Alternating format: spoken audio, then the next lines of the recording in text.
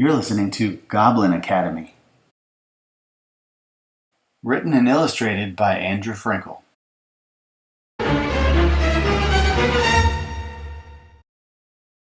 It's a creepy walk down a creepy street to get to where we're going, but it's worth the walk, believe me.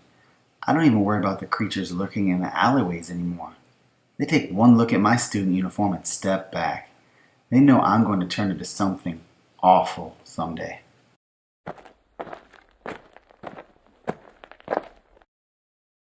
That's because I attend the illustrious Goblin Academy.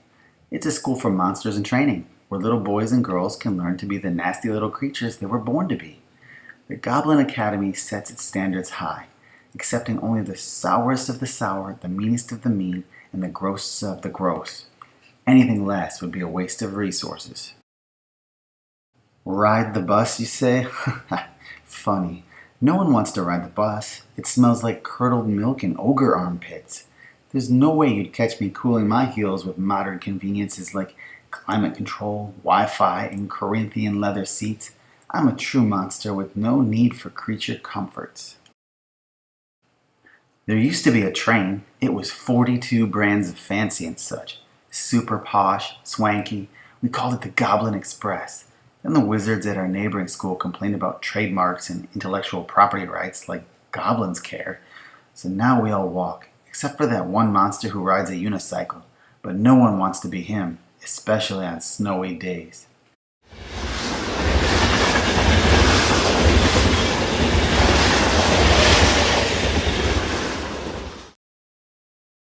When you finally go through the gate and walk up those steps to the majestic front doors of the Goblin Academy, you know it was worth the struggle to get there. You can just smell the opportunities in the air, along with mold, flatulence, unwashed bodies, nachos, and other rotten stuff. What else would you expect from an institute of higher learning?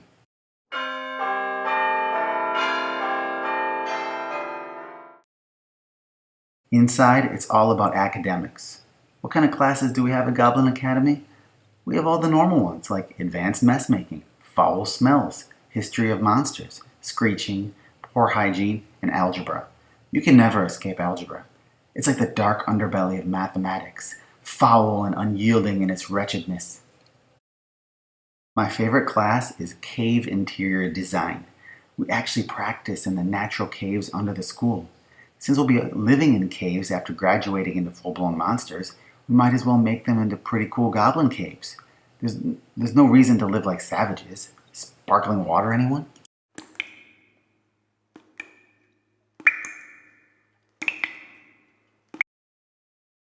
My least favorite class is A History of Goblin Advances in the Technical Artistic Fields of Flatulence and Body Odors 101.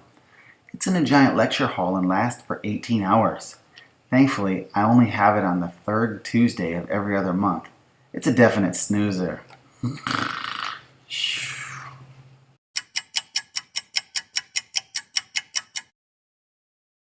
We get a few minutes between each class, but don't loiter around. If one of the hall monsters catches you wandering around, they might pull your toes off, or worse. Sometimes it's hard to find your next class. There are a lot of doors, and some of them might open into a bottomless pit, or monster dens, but you learn your way around. Besides, the other kids can be helpful. I've only ever heard of one kid getting his face eaten for asking directions. I'll bet the other kid was just hungry.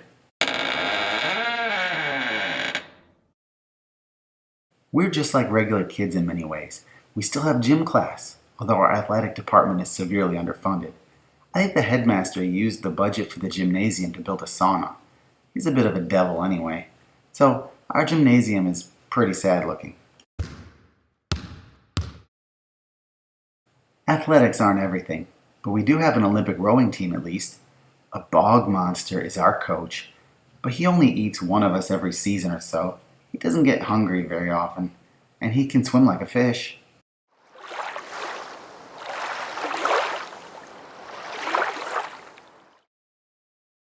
After a refreshing swim, I like to go to the cafeteria. What, did you expect that we'd eat off the floor? No, we prefer a refined dining experience. I know which one is the salad fork. I also enjoy chamomile tea with my peers so we can discuss our day.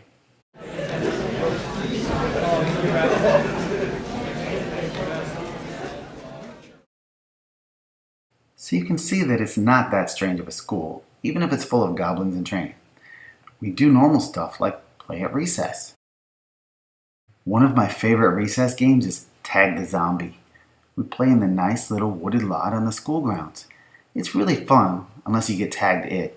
You don't ever want to be it. Every school has homework. I've memorized all of my bad words tables already, but the homework can be pretty rough. Have you ever seen such a stack of reading material? This is just one semester, too. Another thing I love about our school is the library. It's second to none in ancient texts about evil. It's not always the safest place to hang out and study, though. My friend got eaten by a troll the other day. I guess he shouldn't have napped in the culinary arts section. Rookie mistake. Every student has to join a club or take an elective class. I chose flower arrangement.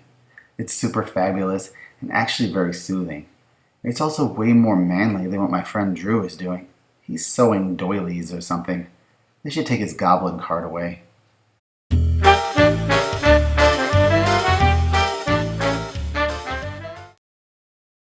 After classes, clubs, and homework, we have the evenings to ourselves. We can howl at the moon, catch vampire bats, pick leeches off your body after a swim, do some UFO watching, or go sniff will-o'-the-wisps in the swamp. It's really a great place to grow up and be a young monster.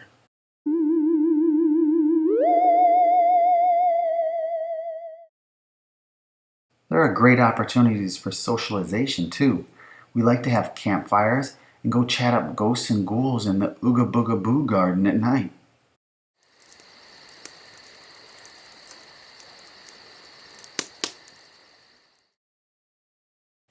Then it's back to the dorms for the night. They're not at all prison-like. Why? Those locks and bars are on there to keep the bedbugs out, and that creepy Sandman, too. Your room is your home away from home.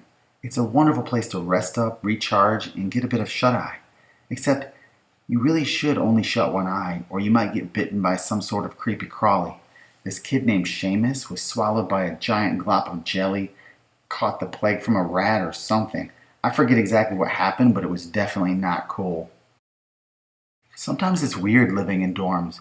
You have to be responsible, which is hard for little monsters. We have to pick up after ourselves, make our own beds, and clean our own bathrooms. Cleaning the bathrooms would be way easier if the poltergeists wouldn't leave their little accidents everywhere. Here's the back gate. You better get out before something eats you. Anyway, this concludes the $5 tour, and I'll be collecting that fee right now. Seriously, give me the money. What, did you think this was a free tour? I'm a monster. Why would I do anything for free?